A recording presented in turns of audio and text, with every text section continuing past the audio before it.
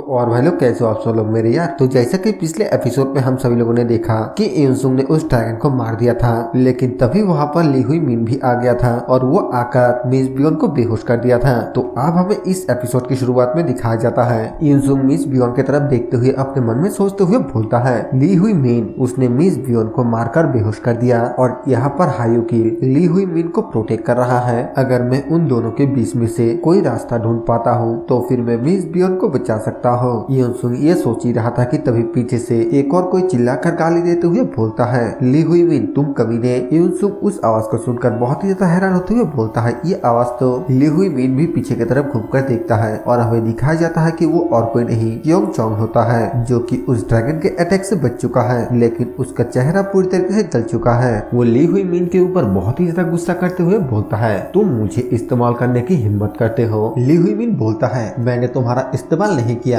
बल्कि वो तुम ही थे जो कि आगे जाना चाहते थे। मैंने तो बस तुम्हें फॉलो किया। इस दुनिया में सिर्फ तुम ही नहीं हो जो सावधानी से काम करता है। मैंने तो सिर्फ तुम्हारे इक्विपमेंट में सीक्रेटली एक तिलिस्मान को फीड कर दिया। योंगचोंग बोलता है, तुम एक बेशर्म की तरह अभी ये कहने की हिम्मत करते हो। ली हुई मीन बोलता है, ऐसा लगता है कि तुम इस बात से काफी ज्यादा नाराज हो कि मैंने तुम्हारे इक्विपमेंट में एक तिलिस्मान को छुपाया था, लेकिन अगर मैं उस तिलिस्मान के साथ एस्केप स्पेल को फीड नहीं किया होता तो फिर तुम भी अब तक मास्टर जीन के साथ नरक में जाकर आराम कर रहे होते। और क्या इस बार इसके बारे में बहस करने से भी कुछ इम्पोर्टेंट है जो कि हमारे आंखों के सामने है। योंगचोंग काफी ज्यादा गुस्सा करते हुए बोलता है, वैसे फिलहाल के लिए तुम बिल्कुल सही बोल रहे हो। ठीक है, हम सबसे पहले ओयुनसुंग की खबर लेते हैं और उसके बाद इसके बारे में बात करेंगे। ये बोलने के बाद योंगचोंग मिस बियोन के पास जाकर उसको लात मार के सीधा करता है और फिर मिस बियोन के चेस्ट पे पैर रखकर जोर जोर से हंसते हुए बोलता है, रूल्स बिल्कुल सिंपल है ओ युनसुंग, अगर तुमने हमारी ओर एक कदम भी बढ़ाने की कोशिश की तो फिर मैं इस औरत को पैर से कुचलकर मार दूंगा।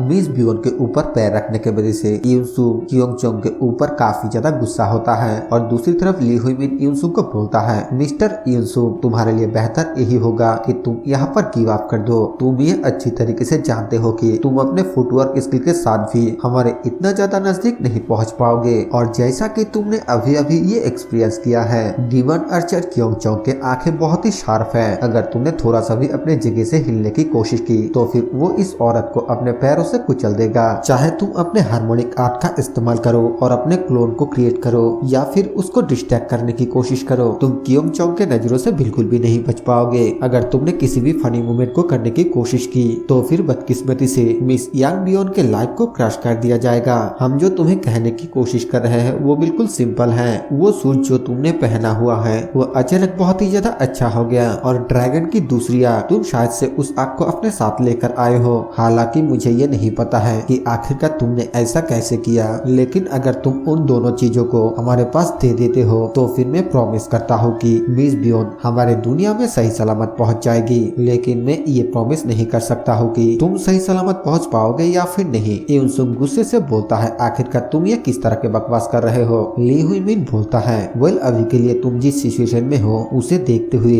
मुझे लगता है कि ये तुम्हारे लिए एक बहुत ही अच्छा डील है, लेकिन अगर तुम यहाँ पर बार्गेनिंग करने की कोशिश करोगे तो फिर अभी अभी मैंने जो कुछ भी कहा उसके बारे में तुम भूल जाओ। ये बोलते हुए वो हंसने लगता है और हंसते हुए बोलता है, लेकिन अगर तुम हमारे साथ ज्वाइन हो जाते हो तो फिर हम मिस बियोन के सेफ्टी की गारंटी लेते हैं और हम तुम्हें भी छोड़ देंगे। ये बेटर लगता है ना। युनसुंग बोलता है, क्या? योंगचोंग गुस्से से बोलता है, नहीं रुको ली हुई मीन, आखिरकार तुमने अभी अभी क्या कहा। ली हुई मीन उसको बोलता है, रुक जाओ, और फिर योंगचोंग की तरफ गुस्से से घूरते हुए बोलता है, मैं अभी यहाँ पर बात कर रहा हूँ तो तुम थोड़ी देर के लिए चुप हो जाओ। फिर वो युनसुंग की तरफ देखते हुए बोलता है, तुम सरप्राइज दिखाई दे रहे हो। ठीक है, मुझे समझ में आ गया, तुम शायद से मेरे बातों के बारे में सोच रहे हो, है ना। सच कहूँ तो अगर मैं भी उन बातों को सोचूं जो तुमने मेरे साथ की है तो फिर मैं भी बहुत ही ज्यादा गुस्सा हो जाता हूँ, लेकिन फिर भी मैंने इसके बारे में काफी अच्छे से सोचा है। युनसुंग बोलता है, इसके बारे में अच्छी तरीके से सोचा, मैं कुछ समझा नहीं। ली हुई मीन बोलता है, हाँ, जब मैंने तुम्हें इस वर्ल्ड में खो दिया था तब मेरे दिमाग में एक बात आया जो कि तुम्हारे स्किल के इम्प्रूवमेंट के बारे में है।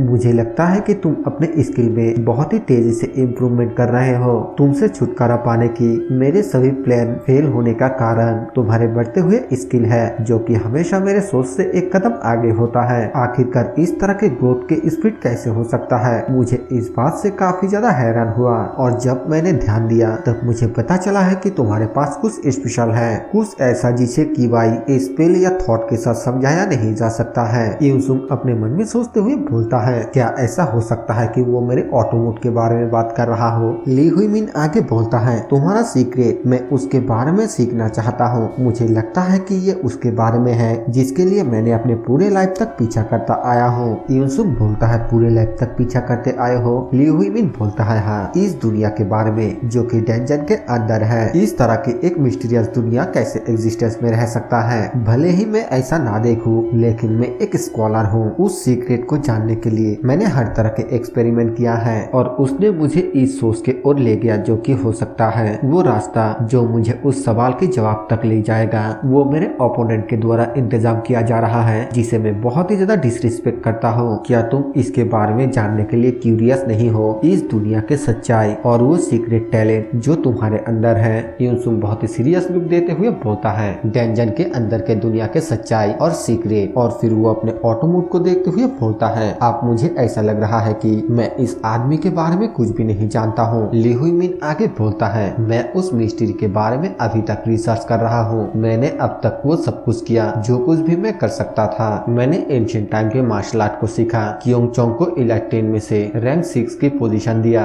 हायू किल को भी मार्शल आर्ट सिखाया और उसको भी इलाइट 10 में पोजीशन दिया। ये मैंने सब कुछ अपने दम पर किया। मैंने उन सबके टैलेंट को बाहर निकाला। अगर मैं नहीं होता तो फिर ये सब कुछ भी नहीं होता। अगर ये ताओइस्ट प्रोफेसर पेन नहीं होता तो फिर कौन इस तरह के अचीवमेंट को हासिल कर सकता था? अगर तुम भी अपने टैलेंट को अच्छी तरीके से जानना चाहते हो तो फिर मेरे साथ ज्वाइन हो जाओ। तो बताओ इसके बारे में क्या ख्याल है? क्यों ना हम बीती हुई बातों को भूल जाए और एक नई शुरुआत करें? मुझे लगता है कि तुम भी इसमें इंटरेस्ट हो। यूसुंग बोलता है, नहीं, मुझे इसमें कोई भी इंटरेस्ट नहीं है। ली हुई मिन हैरानी के साथ बोलता है, क्या आखिरकार तुम ये क्या कह रहे हो? यूसुंग बोलता है, इस दुनिया के सच्चाई और सीक्रेट मेरे लिए वो सब कुछ भी मायने नहीं रखता है। सबसे इम्पोर्टेंट बात तो ये है कि आखिरकार मैं अब क्या करना चाहता हूँ और एक हंटर होने के नाते मुझे इस हालात में क्या करना चाहिए। फिर यूसुंग शियो के बातों को याद करते हुए बोलता है, आप मुझे उसके उन सभी बात समझ में आ रहा है। एक बिजनेस पार्टनर के तौर पर मुझे तुम्हारे जैसा एक ताओइस्ट बास्टर्ड बिल्कुल भी नहीं चाहिए। ली हुई मिन बहुत ही ज्यादा गुस्से से बोलता है, तुमने क्या कहा? तो फिर ठीक है, अब तुम मरने के लिए तैयार हो जाओ। उसके ये बोलते ही हमें दिखाया जाता है कि यूसुंग के गाल को छूते हुए एक एरो पास हो जाता है और फिर हमें कियोंग चोंग को दिखाया जाता है जो कि जोर जोर से हंसते हुए बोलता है, ये पहली बार है जब तुमने ऐसा कुछ कहा जो मुझे पसंद आया। मैं तुम्हें एक इनाम के तौर पर आज यहाँ पर मार डालूंगा।